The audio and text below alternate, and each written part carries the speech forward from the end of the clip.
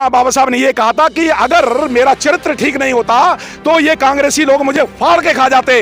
बाबा साहब का चरित्र इतना ज्यादा मजबूत था इसलिए डरते थे। मान्यवर काशीराम साहब का चरित्र इतना मजबूत था इसलिए मान्यवर काशीराम साहब की तूती बोलती थी।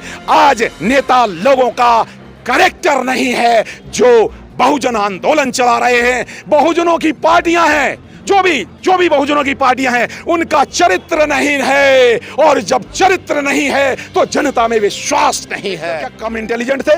बाबा साहब अंबेडकर जिन्होंने संविधान बनाया, जिन्होंने वोट का अधिकार दिलाया, बाबा साहब अंबेडकर को कांग्रेस ने हराया दो तीन बार। इसलिए बाबा साहब अंबेडकर ने एक संदेश दिया और वही संदेश मैं यहाँ 26 अलीपुर रोड से दे रहा हूँ आज के दिन, बाबा साहब के परिनिर्वाण दिवस के दिन।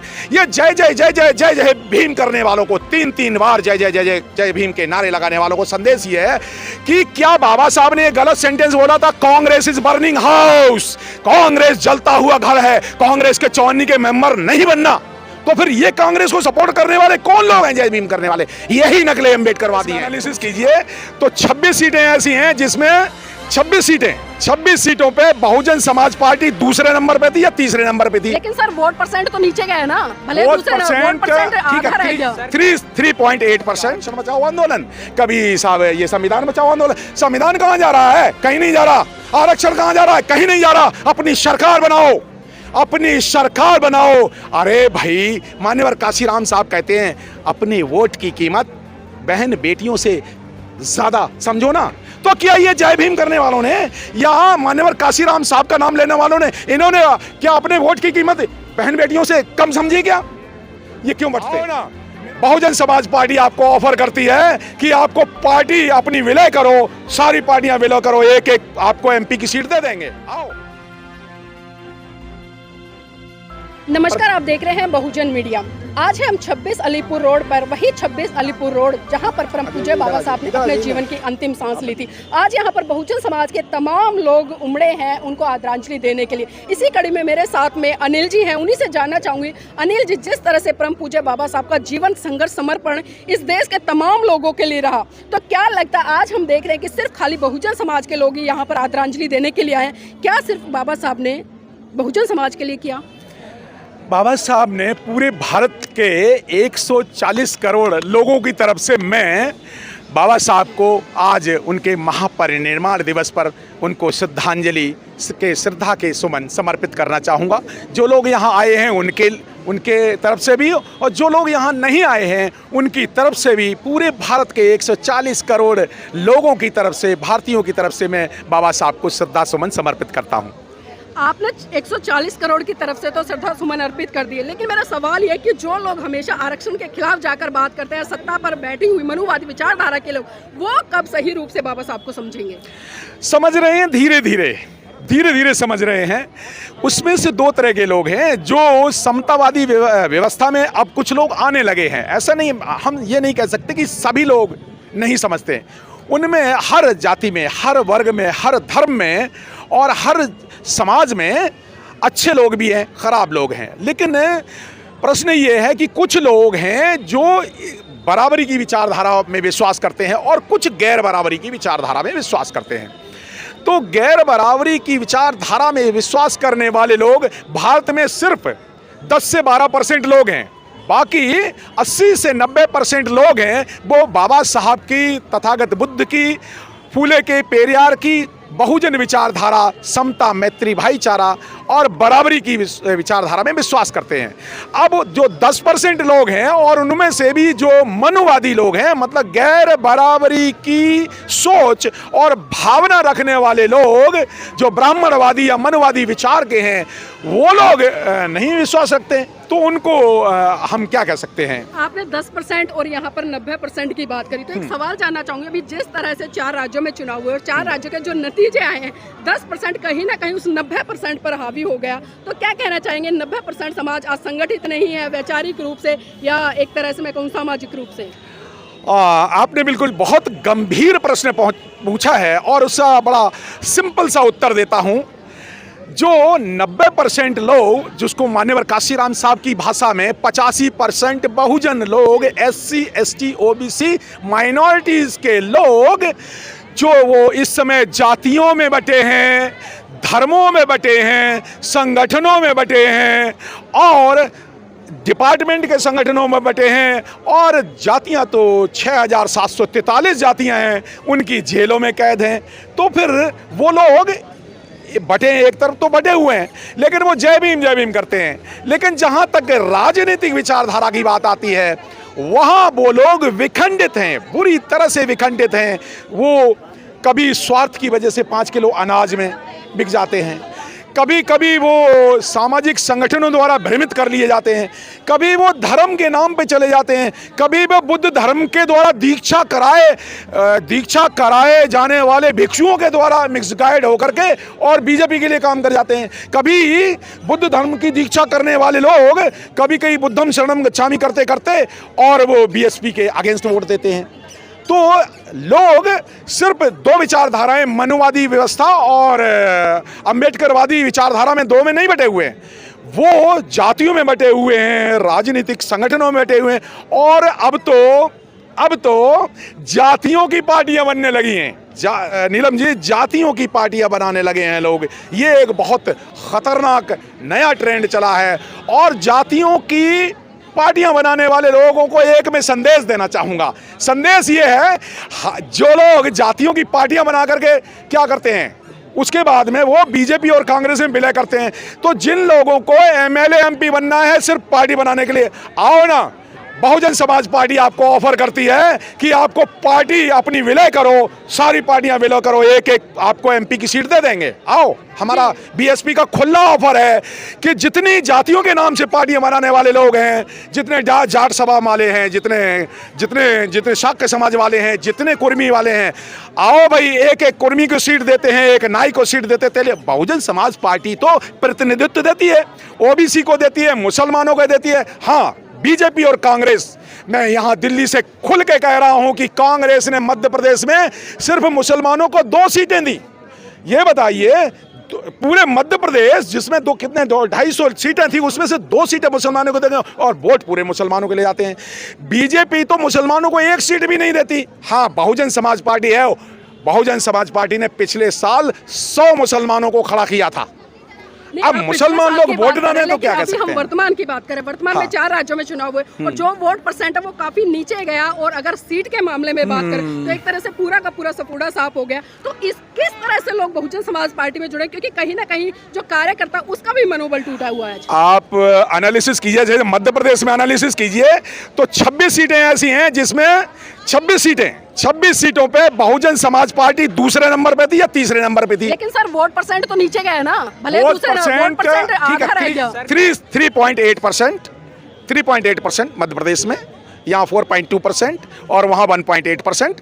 इतना नहीं है, इतना नीचे नहीं है जी। अभी आपने एक बात करी थी कि जो अन्य लोग हैं 10% है, वो बहुजन समाज के लोग, चाहे धर्म के आधार पर या राजनीति के आधार पर या समाज सेवा के काम के आधार पर बरगला लेते हैं। वो 10% कामयाब हो जाते हैं, लेकिन ये 90% कामयाब क्यों नहीं हो रहा? क्या ये नकारा हो गया है कि काम नहीं कर पा रहा? नहीं, बिल्कुल नहीं। ये परसेप्शन की लड़ाई है। जब ये देखते हैं कि बीएसपी के खिलाफ एक दूसरा भी एक जय भीम वाला आ गया है और वो बीएसपी के खिलाफ, तो क्या होता है, बहुजन समाज पार्टी के वोट 2 जगह पर वो कंफ्यूज हो जाते हैं। तो परसेप्शन का मामला यहाँ पर, राजनीति सीधे 2+2 नहीं होती है। राजनीति में परिणाम में मैं आपको एग्जांपल बताता हूँ। बाबा साहब अंबेडकर क्या कम इंटेलिजेंट थे? बाबा साहब अंबेडकर जिन्होंने संविधान बनाया, जिन्होंने वोट का अधिकार दिलाया, बाबा साहब अंबेडकर को कांग्रेस ने हराया 2-2, 3-3 बार। इसलिए बाबा साहब अंबेडकर ने एक संदेश दिया, और वही संदेश मैं यहाँ 26 अलीपुर रोड से दे रहा हूँ आज के दिन, बाबा साहब के परिनिर्वाण दिवस के दिन। ये जय भीम करने वालों को, 3-3 बार जय भीम के नारे लगाने वालों को संदेश ये है कि क्या बाबा साहब ने गलत सेंटेंस बोला था, Congress is burning house, Congress जलता हुआ घर है, कांग्रेस के 54 के मेंबर नहीं बनना। तो फिर ये कांग्रेस को सपोर्ट करने वाले कौन लोग हैं? जय भीम करने वाले यही नकले अंबेडकरवादी हैं। दूसरी बात, जो मान्यवर काशीराम साहब के नाम से, अब सब लोग साहब मान्यवर काशीराम साहब के नाम आप पार्टी भी लगाती है, और बहुत सारी पार्टियां, बहुत सारे वाम सेब के लोग, ये वाम सेब के लोग से काम करने वाले लोग, जो छुपे हुए नकली अंबेडकरवादी लोग, ये मान्यवर काशीराम साहब को मान्यवर काशीराम साहब तो कहते हैं, लेकिन मान्यवर काशीराम साहब ने जो पार्टी बनाई उसमें वोट डालने की बात कभी नहीं कहते। तो फिर बाबा साहब की बात आज परिनिर्माण पे करूंगा कि बाबा साहब ने एक बात कही थी कि कांग्रेस के लोग अगर मेरा चरित्र अच्छा नहीं होता तो कांग्रेस के लोग मुझे फाड़ के खा जाते। तो बहुजन समाज के नेताओं का कांग्रेस तो सत्ता में ही नहीं है। आज हम लगातार कांग्रेस पर ही बात क्यों कर रहे हैं? सत्ता में नहीं है वो। मैम, बाबा साहब की बात को पूरा कर लेंगे। बाबा साहब ने ये कहा था कि अगर मेरा चरित्र ठीक नहीं होता तो ये कांग्रेसी लोग मुझे फाड़ के खा जाते। बाबा साहब का चरित्र इतना ज्यादा मजबूत था इसलिए डरते थे। मान्यवर काशीराम साहब का चरित्र इतना मजबूत था इसलिए मान्यवर काशीराम साहब की तूती बोलती थी।